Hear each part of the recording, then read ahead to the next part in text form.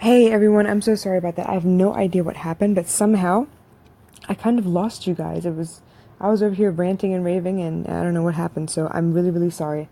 Let me start over. Um, Obviously this is episode 148. I want to talk to you about parenting today.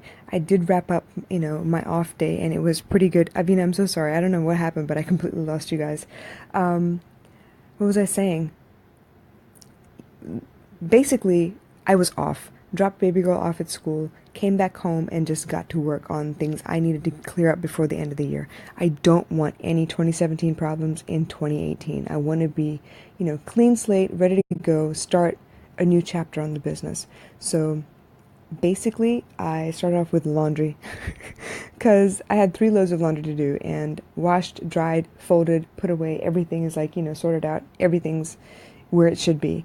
Um, I do better when there's less clutter in my life, and if there's like a pile of work looming in front of me, if I don't tackle one thing or another, it'll just sit there and accumulate and bug me, and I won't be able to concentrate anyway. So I got that knocked out.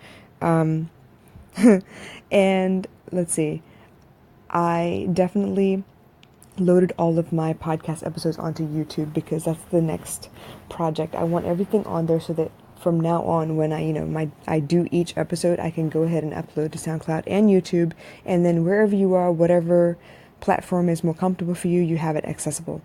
All right. So I got all of that done. It's not all marked as public yet. I'm still working on a couple of the details, but the bulk of the upload is done. It's just, going through and making sure the details are correct on each episode. So that's done. I think I mentioned that I'm not a big fan of accounting. I don't like money. It just drives me nuts. And I'd rather not think about it if given a choice. But, it's one of those things, right? So what I had done originally, and I was working with Vanessa on this, is working out like a spending journal to find out where my money goes, because honestly, if I don't write it down, I have no idea where the money goes. I have a general idea, but I don't know the details. I don't know how much I spend on food and eating out and other unnecessary stuff. And then at the end of the month, I wonder like why am I not able to save anything? So that's basically the gist of that whole process. And I went back to look at how much I had done, and I haven't done or entered anything since the end of April, which is ridiculous to say the least. So what I ended up having to do was dig everything out of archives, which the banking system that's available online only has a record of the last 6 months. So right now I'm missing May and June, which I'll have to go into the bank and ask them for, which is not a problem, but it's just embarrassing. I should be better than this by now. I mean, yeah, I have no excuse. Anyway, so I worked on that today. I entered everything all the way from June all the way up until today. Everything is entered. I just need to go ahead and correspond or correlate the receipts and make sure that I have exactly what was spent where. I'm in the process of sorting out my business finances versus the personal finances, because there will come a day where I actually do make money in my business. And in the event that I'm audited, I want to be able to say that, you know what, I've invested this much money in my business and this is how much I'm getting in return. And, there's nothing underhanded about my books, basically. So that's the reason why I'm going back and clearing up all of these things. I'm trying to keep an account of everything so that, not only do I know where the money goes, but I also can show people should they choose to, check my books, whatever. So, yeah, got that done. Was able to meet up with my cousin who's been studying in Melbourne. This is the second time she came to hang out with me, and it was pretty fun actually. I got to teach her how to make parapinquira, which is basically dal and spinach. It's a very down home traditional dish that we make in Sri Lanka. It's pretty much a staple on my table whenever we have rice and curry. I also made chicken curry, which she didn't know how to make the way we make it either, so I went ahead and taught her how I make it. And I make it pretty, it's pretty foolproof the way I make it, I think. But we'll see. We'll see when she tries to make it herself and see if it turns out the way she wants it to. So that was kind of fun to be able to share with her. I think most of y'all know when I cook, I like to listen to music and sing along and dance along or whatever. That's how I keep myself entertained in the kitchen. And it was kind of nice to share the kitchen with someone and to be able to sing with her and just, just enjoy our time.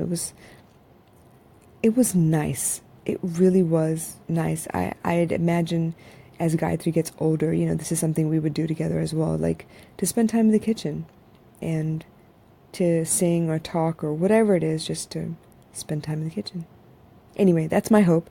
Eventually it'll end up that way because she has no choice. I'm her mom. So that's what I want to talk to you about, right? Parenting. As you all know, I am super stressed out about school. She probably doesn't even feel it yet.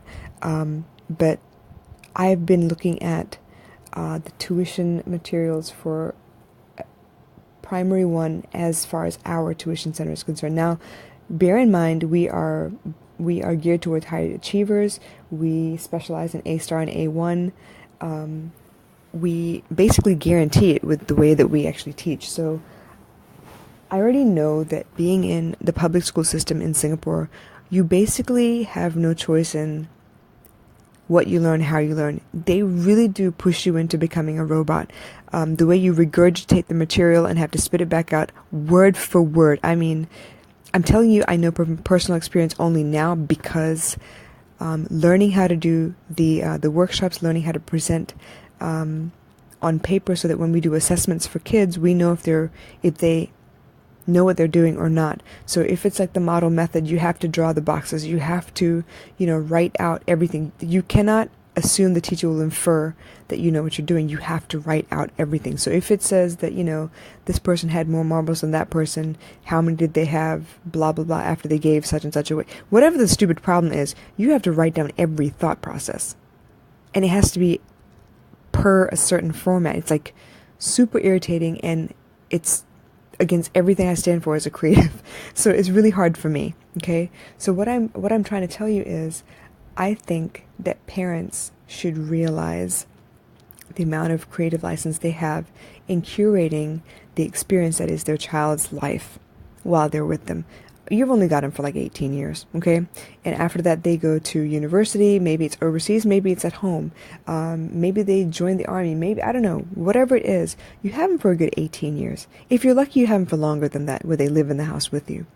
And in that time, it really is up to us to shape the future of the world through their eyes, through their experience. As it is right now, if you were to come and sit down and talk to me and my daughter, you would be able to see how out of the box she thinks, how creatively she comes up with solutions for everyday problems. She really is an empath. I don't know if it's because I'm an empath as well, or if she really feels as much as I do. But if she were to see someone and their body language suddenly changes, their facial expression suddenly changes, she instinctively knows to go and nurture and help that person along.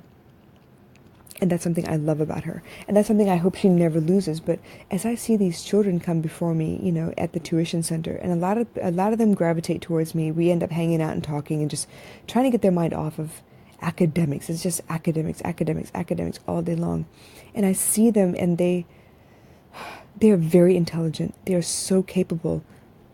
But there's more to life than school. And I feel like in Singapore, all these parents, all they do is put them in school, put them in tuition, put them in student care, put them in this, that, and the other. And it's like, when do you spend time with your child, man? Like, is tuition like the next level of babysitting? Like, when do you spend time with your child? Anyway, the reason I bring up parenting is because I feel like it's my responsibility to make sure that this child of mine has the best of both worlds. Yes, I want her to be very well educated. Yes, I want her to have the capacity to get any job she wants, to achieve anything she wants. But even then, I think there are certain key elements to being an effective human being that is not taught in schools here in Singapore. You can't talk about, intuition. You can't talk about,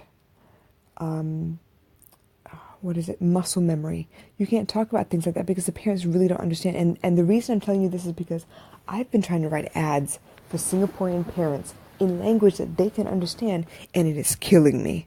It is killing my creativity. It's killing my level of English. I haven't had to dumb myself down like this in about 20 years.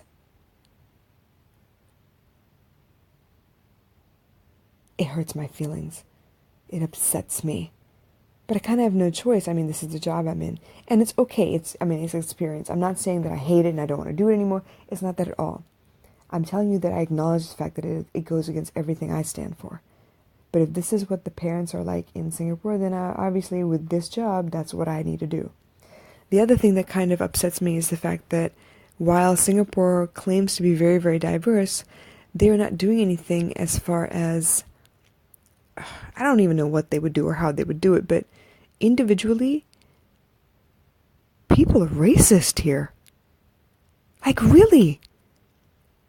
I was over here thinking that, I left the US, it's no longer black, it's no longer white, it's no longer Hispanic.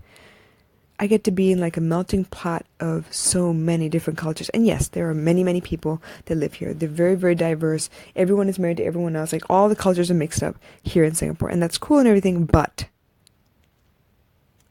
there is still racism. And I know that for a fact because I see it in my daughter's class. It hurts her feelings. She comes back and tells me stories, and I'm like, what? Are you serious? But I can't do anything about it. I am powerless to change them. The only person I can influence is my daughter at the moment. And I'm hoping I give her enough information so that she does not judge, but she's able to move about the world freely without fear of being compromised or being prejudiced against.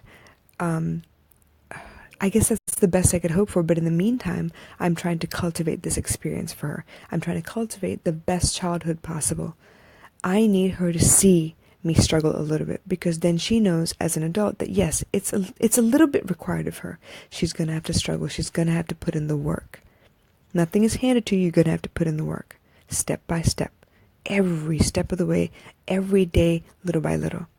So I need her to see me struggle a little bit. I need her to see me capable of doing the dishes after I cook, after I clean the house, after I do, laundry, and spend time with her at the same time. Find time to do her hair. Make sure that she has a home-cooked meal every night. Those things I need her to see. Why? Because then she understands what I mean by being a mother. It's not enough to give birth, you guys. And that goes for fathers too. It's not enough to donate sperm. It's all fun and games until someone gets pregnant, right? And then when they get pregnant and they have that child, suddenly it's someone's responsibility to make sure that that child grows up well. Now, a lot of these people here in Singapore, and I see it every day too, there are a lot of young women out here who are content to marry up, which means they're going to marry a foreigner thinking that they're going to take care of everything they would ever need, and all they got to do is look pretty and get their nails done. Are you kidding me?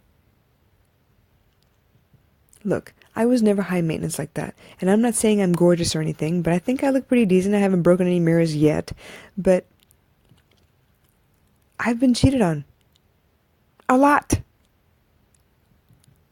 So it doesn't matter how good a housewife you are. It doesn't matter how great you look. It doesn't matter how great you are in bed. If he's bored, he's bored.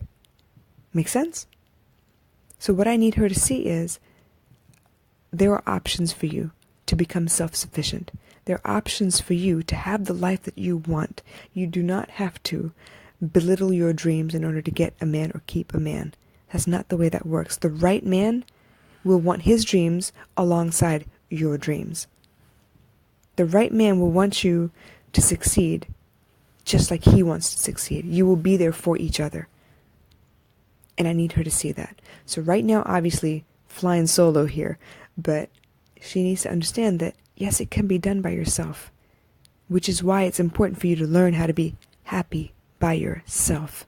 If you are not whole by yourself, what can you possibly offer a relationship? Because in order to feel whole, what you will try and do then is take to fill whatever gaps you feel you have, instead of embracing those cracks and crevices and understanding that that's a part of who you are and you love yourself no matter what. So first and foremost, I need to give her emotional intelligence. The intellect, yeah, they'll cultivate all of that. I need to keep her creative, and need to keep her emotionally stable. That's my job as a parent. And I feel like there are so many ways to do that. And I'm pushing to make sure that I have the time to do those things. I don't want to be one of those parents that shoves them in every class possible so that they only come home to eat dinner and go to sleep. That's not the life I want for her. I want her to look back on her childhood and be able to tell me memories she had of us doing things together. Not existing in the same house, but doing things together. That's important to me.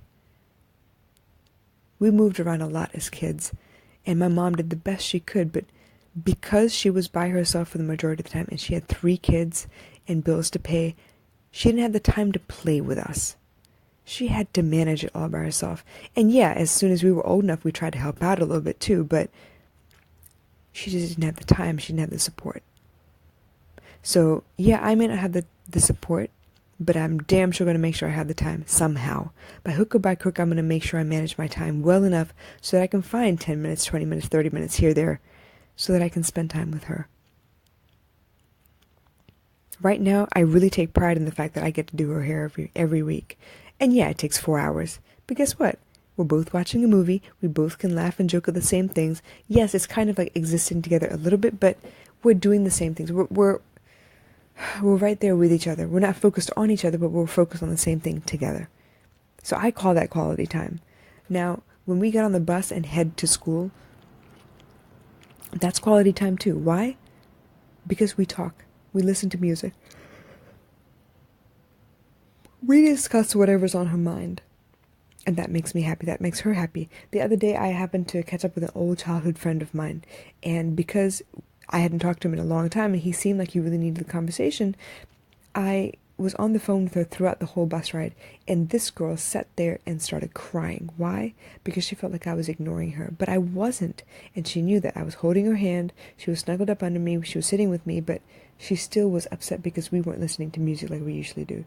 So I already know this girl is super sensitive, and any deviation from whatever I've told her we should be doing, or any habit that we've formed together, any deviation from that, it really upsets her. It really throws her off. And I'm sure most of that is because she's experienced so much loss in her life already. She's only 6, and already I've moved her from one side of the earth to the other. She no longer has a stepbrother and sister with her. She's not with her father anymore. I've taken her out of that situation. And while I regret some of those, not some of those decisions, but some aspects of that decision, I know it's the best thing for us both. Now, since then, she's actually lost a great-grandmother and a great-grandfather. She has not lost, but they have moved out of the country. My mother has left the country, and so has my brother. So she understands loss, and right now it's very heavy on our heart. So, and I don't know if I went around the whole topic or not, because there's so many aspects to this one topic that I feel so strongly about. But I feel like it's my responsibility to make sure that I am aware of whatever it is that she's watching on TV, to make sure that I have a good working knowledge of the friends that she spends the most time with, their characters, what they talk about, what they play with, how they play, stuff like that. That's important to me.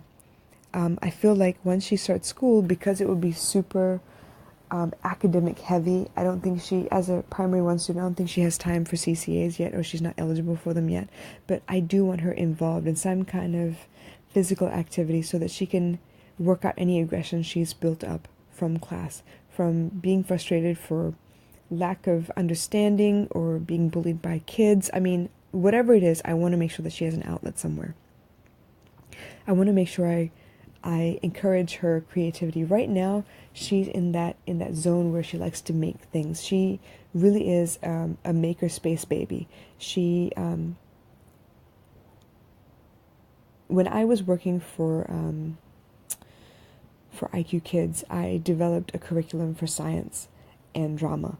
And in my research, I brought home a couple experiments and stuff like that. So she's used to doing things with her hands. She's used to understanding she has a working knowledge of moving parts on a basic level, obviously, and how, to cut and glue and create something that she can present as art. So those kinds of aspects, I want to make sure that I continue to encourage, because STEAM is important. The science, technology, the the arts, the music, all of that, that's important because it makes her a very well-rounded child, and it means that she can talk to anyone because her interests are diverse enough where she can identify with everyone. And that again is important to me. That makes her more of a social being. And she is an extrovert. She has introvert tendencies as well, but she's mostly an extrovert when she's warmed up to you. And I don't want her to lose any of that. I don't want her personality to change. Now, something I did learn the hard way is that when we had our maid happened to be very pessimistic. And some of that was rubbed off on Gaia, and I'm trying really hard to get that worked out of her system a little bit, because it's changed her entire demeanor. Where there was once a very playful and energetic and loving child, she tends to complain first now, and I'm trying to let her know that what she's doing is not helping her situation. It's actually creating more of an uncomfortable feeling about the day going forward, and it only draws more of that negativeness towards her. So as a parent, there are so many things I want to accomplish. Originally, the idea was to homeschool her until she could pass her PSLEs, but looking at the system right now, I don't think I'm equipped to be able to do that by myself. I need her in school. I need her to be able to learn straight from them, and I'll learn right along with her, but I need her to be well-rounded as well. So yeah, I have a bone to pick with, the typical parents here in Singapore. Well, I don't even know where I would start. So for right now, it's just a rant on a podcast. But I guess I'll have to, lead by example. As I go along and I see all of these, extra tuition classes and gymnastics and music and whatever else, I don't see why there hasn't been a parent out there who hasn't figured out that a one-on-one with a teacher is so much more effective than a classroom. I'm waiting for Singapore's government to realize that there are so many tuition classes out there that there is no reason why you can't claim to homeschool your child and just stick them in tuition classes and still have them pass the PSLEs.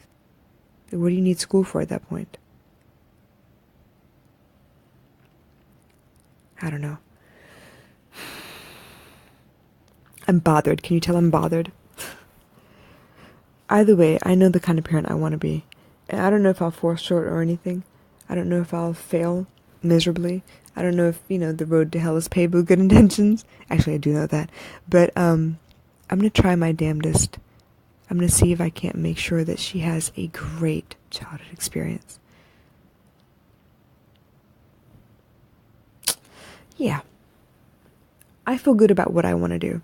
I'm still a little nervous about how much she has to go through and how much she has to endure, but we'll see how it goes. One day at a time, right? Besides, I only have 2 more weeks to really prep her. My goodness. I better go to sleep, you guys. I will catch you tomorrow. All my love. Be optimistic. Help each other out. It's what we were born to do. Yeah? Alright, I'll catch you tomorrow. Y'all take care. Night.